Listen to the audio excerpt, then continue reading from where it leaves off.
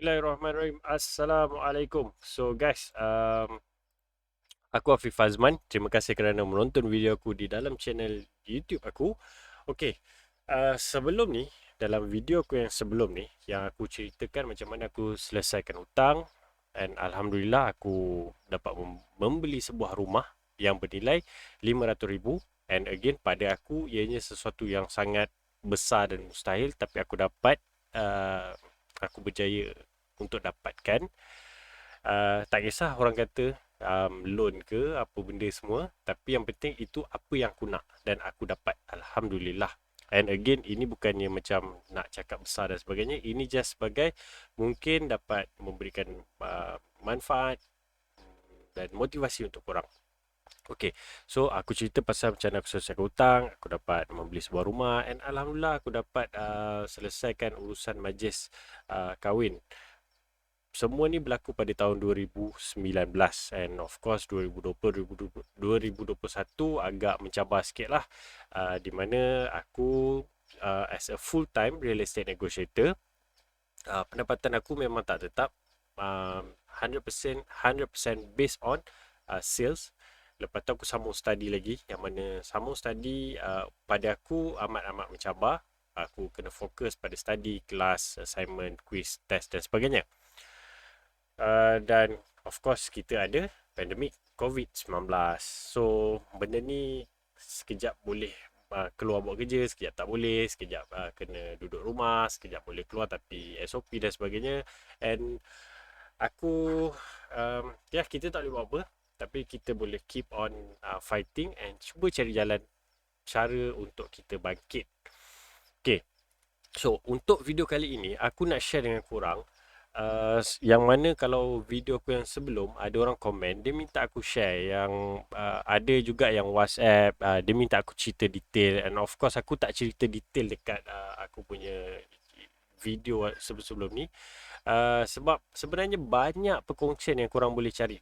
Banyak, ramai sangat orang kongsikan cara-cara macam mana nak keluar daripada hutang, sama ada korang cari sumber yang percuma, YouTube, Facebook, ataupun korang pergi yang berbayar, seminar-seminar berbayar, kelas-kelas ataupun konsultan yang berbayar, ataupun memang ada orang yang menawarkan perkhidmatan konsultansi yang percuma. Contohnya AKPK sendirilah, dan ada juga pihak-pihak individu yang menawarkan perkhidmatan nasihat secara percuma. Okey, so video kali ini, okey, aku share sikit aku punya slide. Macam mana cara kita nak selesaikan masalah kita, masalah hutang lah terutamanya. Macam mana kita nak selesaikan, macam mana kita nak keluar. Itu apa yang aku buat berdasarkan pengalaman aku dan cara aku. And again, video aku agak straightforward and simple. Lebih detail aku akan korang boleh cari bukan dengan aku je, boleh cari dengan ramai lagi yang orang yang berkongsi, ataupun korang nak lebih detail korang boleh contact aku, dan aku akan share macam biasa nombor telefon aku dekat description kat bawah lah.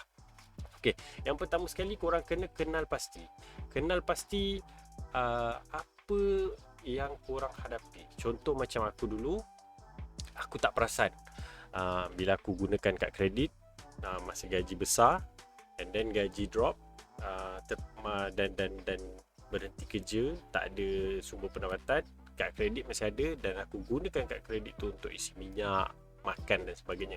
Sebab aku dah tak ada sumber lain, dan aku masa tu tidak memiliki ilmu dan kesedaran, ataupun aku tak, orang kata tak celik keuangan lah masa awal-awal dulu, yang mana aku just go through life macam biasa je. Walaupun income tak ada, aku spend guna kad kredit, isi minyak dan sebagainya. So benda ni menambahkan beban aku. So lifestyle aku pun aku maintain juga. Drop lah, terpaksa drop sikit demi sikit, tapi selagi aku boleh maintain, aku maintain. Itu antara kelemahan aku.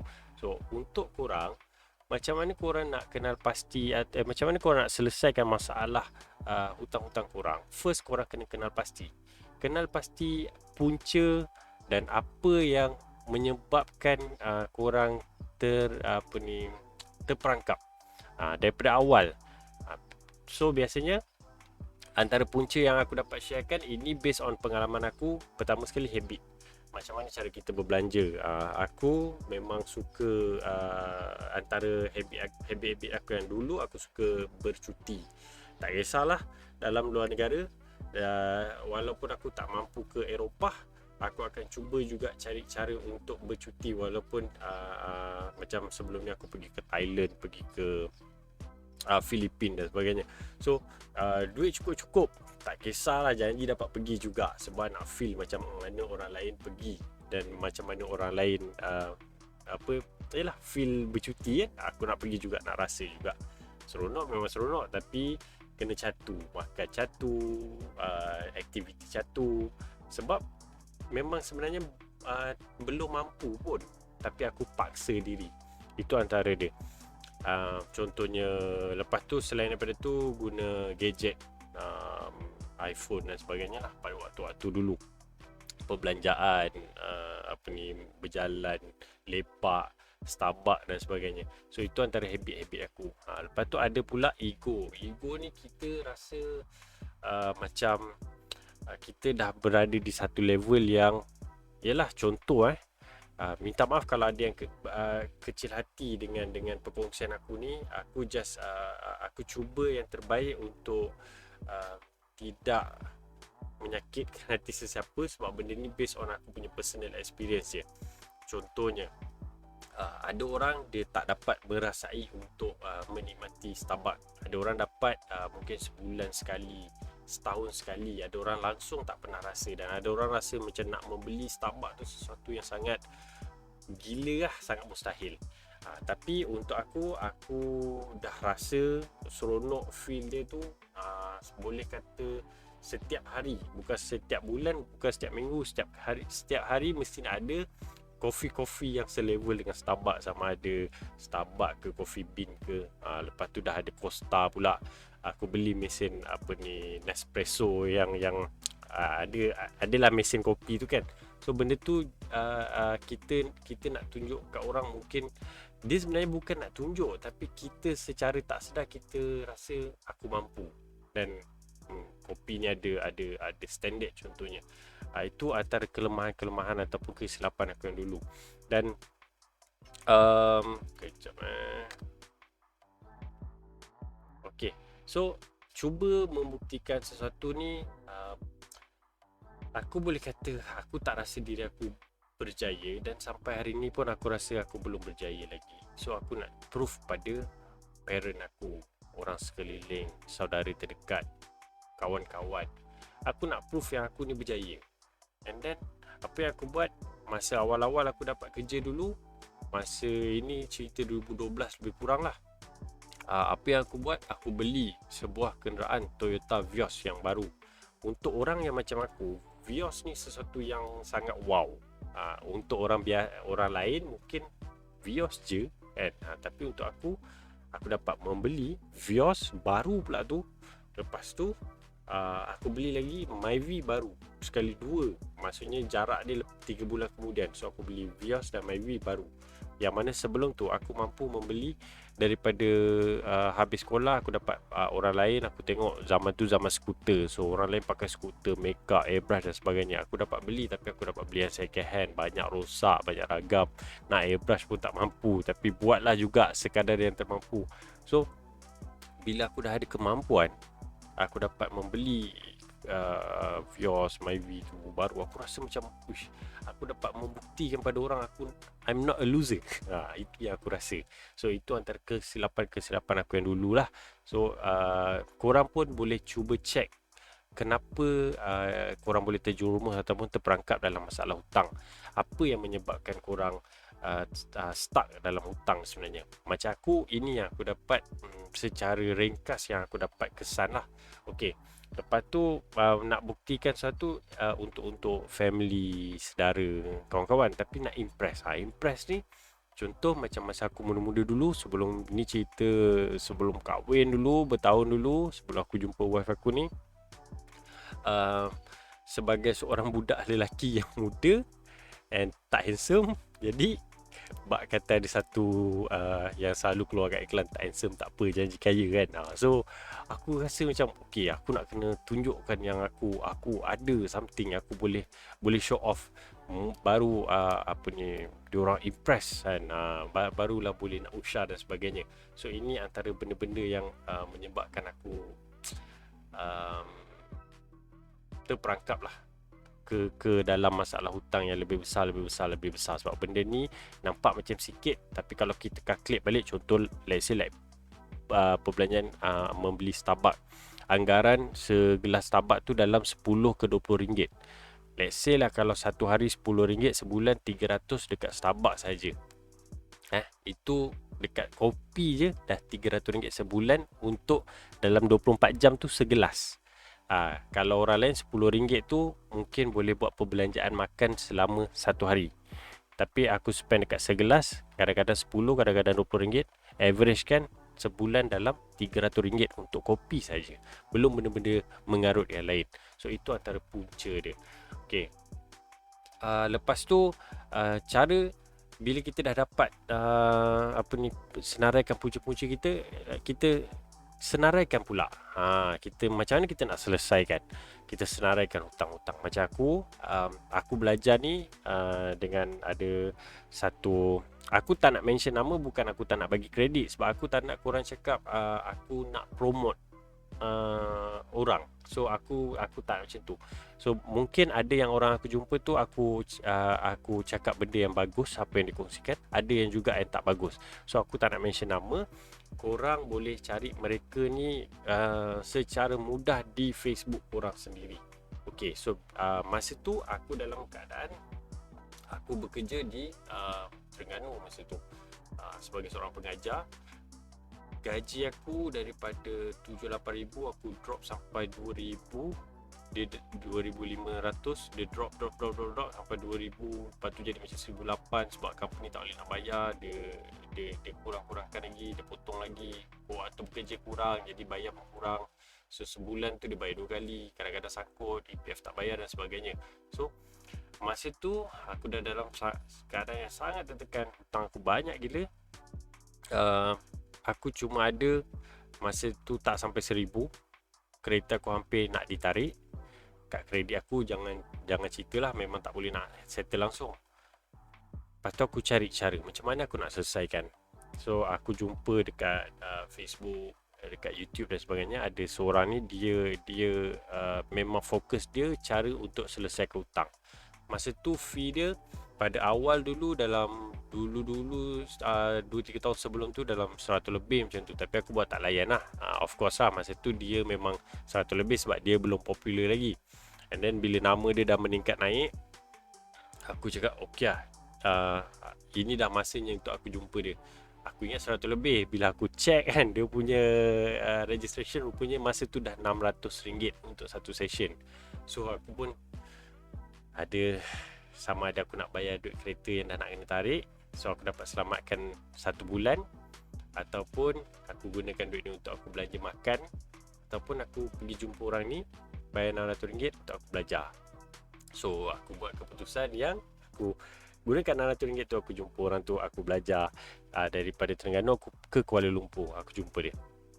And bila jumpa dia, antara apa yang dia ajar, senaraikan hutang, lepas tu check lah jumlah bulanan, jumlah keseluruhan. So benda-benda ni yang dia tuan tu ajar.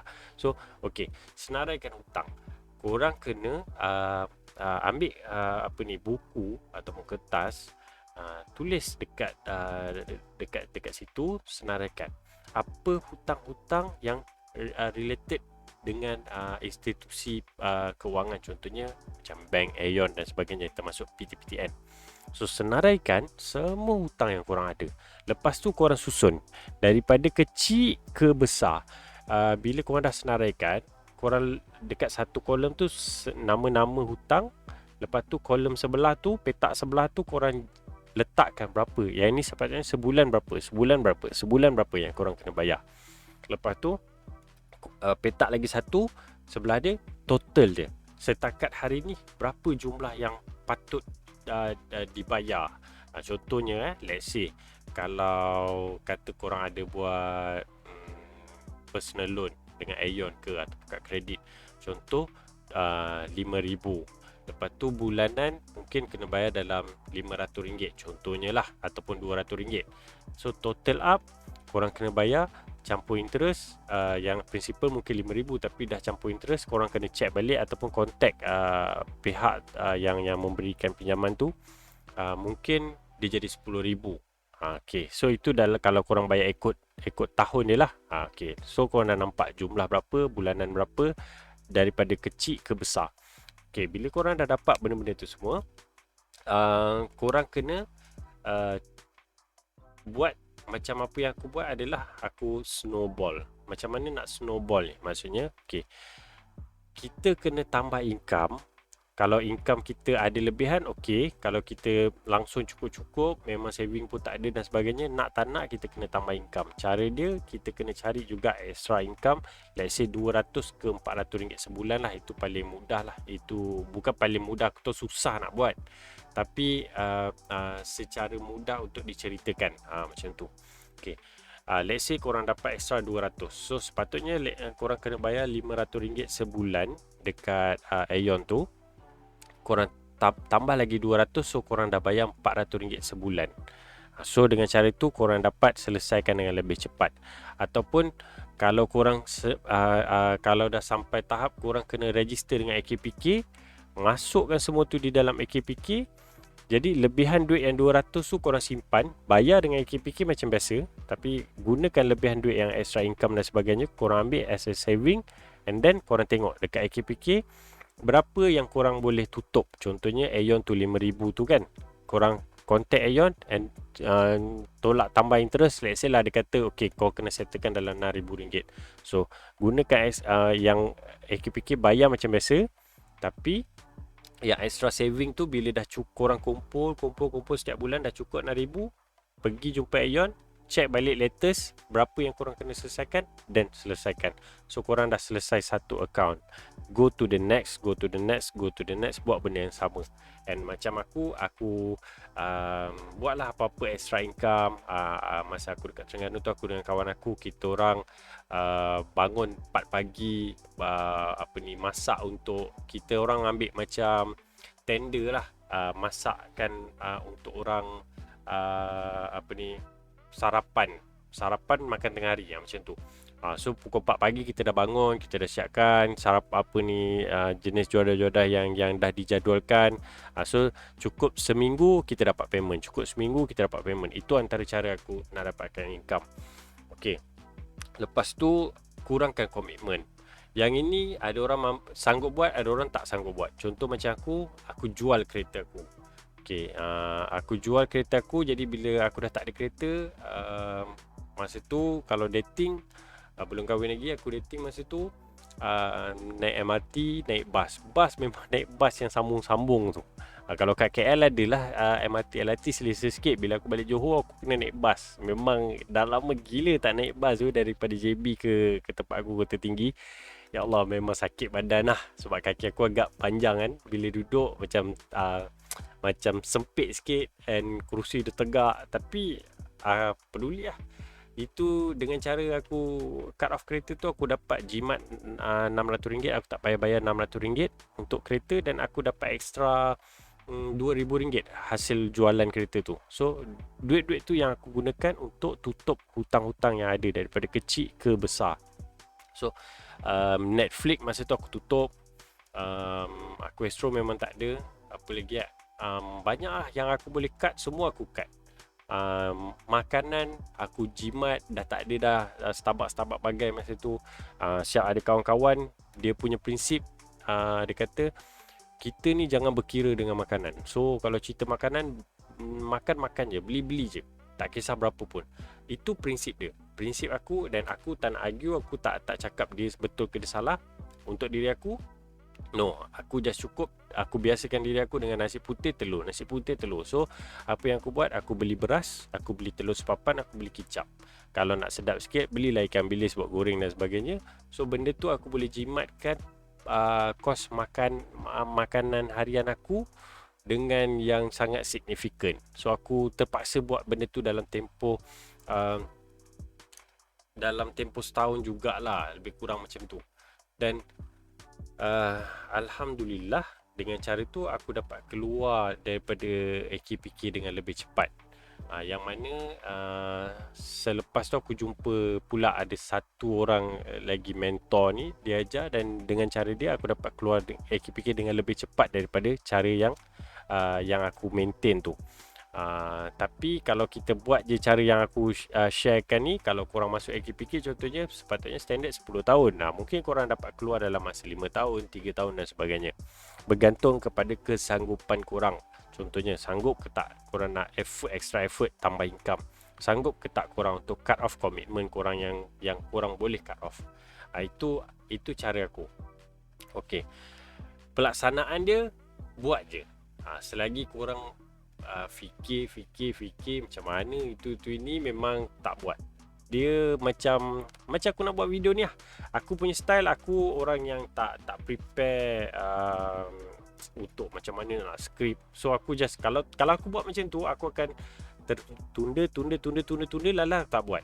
So ini cara aku, dan cara korang mungkin berbeza. Kita tak sama. Tapi kalau cara aku tak kejar perfection. Sebab aku baca contohnya macam The Subtle Art of Not Giving Fuck. Bagus gila buku tu. Itu antara buku yang aku baca lah, dan beberapa buku lain lagi kan. Kalau kita kejar perfection, bagus. Tapi kelemahan dia tu, itulah pada orang yang contoh macam aku. Okay, kita nak buat video ni, nak kena share, nak kena buat slide yang cantik, nak kena skrip yang cun. Buat lalas, tunda tak jadi dan tak buat. Instead of that, aku tak kejar perfection, aku just mungkin tak secantik dan tak smooth video-video orang lain lah, tapi aku buat je. Okey, yang kedua, belajar dan terus belajar. Belajar ni, korang kena ada satu mindset yang korang kena buang skeptikal ataupun negatif. Contoh kalau aku cakap orang ni dia bukan nak selesaikan masalah otak aku, dia nak duit je. Bila aku pergi jumpa dia, satu session RM600. Lepas tu aku jumpa this mentor pula, masuk as a client dia RM5,000. So dia orang nak duit je. Kalau dapat 10 orang, dia dah dapat banyak ni. Dapat 100 orang, dapat banyak ni. Kita duk fikir tu. Tapi masalah kita tak selesai juga. Kalau contohlah, let's say aku tak spend RM600 tu jumpa this mentor, satu session tu, aku tak selesai juga masalah aku, kan? Sebab aku tak tahu cara dia. So mereka yang ada knowledge, pengalaman, skill, strategis dan sebagainya, dia nak gain keuntungan dari apa yang diorang tahu, daripada kepakaran. So itu terpulang pada diorang lah. Tapi untuk kita, kalau kau rasa nak dapatkan ilmu dia, kena dia minta spend, kalau kau sanggup spend, tak payah. Sebab tak semestinya kena bayar. Banyak cara buku, even buku pun korang kena beli juga kan. Tapi ada juga dekat internet, Facebook posting free, YouTube. Nak dengan tak nak je. Nak free ke nak bayar, itu terpulang pada korang. So kalau cara orang ni tak sesuai dan tak kena, korang rasa benda ni macam scammer, dia ni memang nak duit je, dia ni nak upsell dia punya kelas dan sebagainya je. Dia bukan nak ni, tapi dia nak offer kelas berbayar, lepas tu pergi kelas lagi, lepas kelas lagi, lepas tu advance lah, apa benda lah. So kalau kau dah nampak benda tu, korang dah kesan awal-awal, stop dengan orang tu, cari orang lain. Bro, dekat Malaysia ni ramai gila yang boleh membantu, dan ada yang memang genuinely memang nak bantu, ikhlas. Okay, so korang kena continue belajar. Again, Google ada, YouTube, Facebook, semua ada. Itu yang free. Kalau nak berbayar, boleh pergi jumpa dengan diorang, masuk join as diorang punya seminar ke apa benda semualah. Jangan kita assume memang masuk ni memang kau kena scam lah apa benda semua. Bila kita ada mindset macam tu, memang tak settle. Cumanya korang pun kena bijak. Bila korang kena tahu macam mana nak, how to detect a scammer.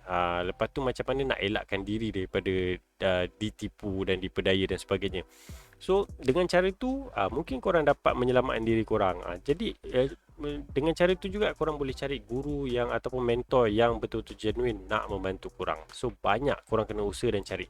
Okay, lepas tu bila korang dah contoh antara part time yang aku buat, yang aku kata bangun 4 pagi masak dan sebagainya, walaupun penat, tapi aku timbulkan minat. Aku rasakan seronok untuk aku dapat siapkan, and then aku dapat serve, aku dapat bagi orang, nanti orang makan dan diorang pun cakap sedap dan sebagainya, diorang pun tak komplain.